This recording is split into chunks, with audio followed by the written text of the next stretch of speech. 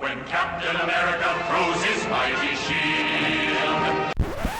Hey, before we get started, I just wanted to quickly tell you that this week we surpassed 100,000 views on YouTube. And it's all thanks to you guys. You guys are awesome. Well, let's get on with the show.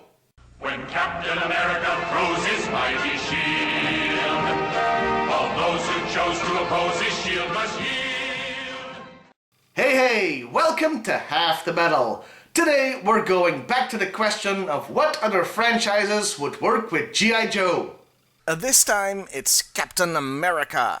But remember, as I explained in my Dragon Ball video, we'll only be looking at Cap, an individual character separated from the Marvel Universe, as including all of that would be a titanic task, and the difference in power would be too great.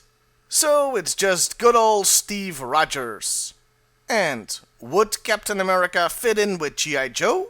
Absolutely, duh, and for a variety of reasons. For one thing, Hasbro seems to think so, considering they already ripped off the character for G.I. Joe.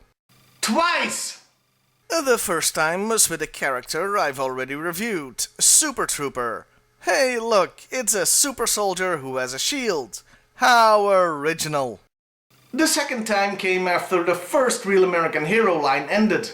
Let me introduce you to Sergeant Savage, a character from the toy line of the same name that ran from 1994 to 95.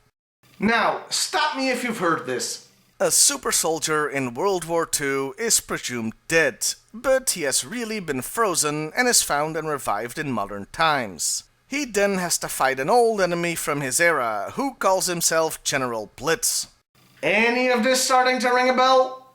Yeah, I think Marvel's gonna sue somebody. Oh, and I will get around to reviewing the cartoon someday, believe me. So, Hasbro sure would have liked to have Cap as a member of the Joe team, and putting him in the G.I. Joe universe wouldn't be too difficult. Hell, all you'd have to do is make it so the Joe team finds him frozen instead of the Avengers, who, I remind you, don't exist in this scenario, as Cap would be the only superhero. Then just let him be there instead of Super Trooper, making it so that Eyesore never existed. Now see, that's what I call a win-win situation. When I was working on this, I considered including Hydra in the hypothetical, but that would mean the rule about more than one Marvel character crossing over would be broken. So let's just assume Hydra was completely destroyed during the war. Though I have to admit, it would be fun to see Cobra and Hydra duke it out to see who the biggest group of a-holes were. Anyway, how are we for toys? Well, pretty damn good actually. Cap got several 4-inch action figures from his movies who are pretty cool. But the best for me is the one from the Marvel Universe line. It's just classic Cap, you know, can't go wrong with that. And he fits in well enough with G.I. Joe figures. And he's got lots of cool detailing and plenty of articulation. In conclusion, having Captain America on the Joe team is a no-brainer. The character easily slides right in. Though I have to admit, the title Captain America, a Real American Hero, is a bit redundant. Usually anyway.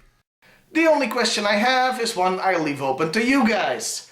Should Captain America lead the Joe team or just be a member of it? Let me know in the comments below.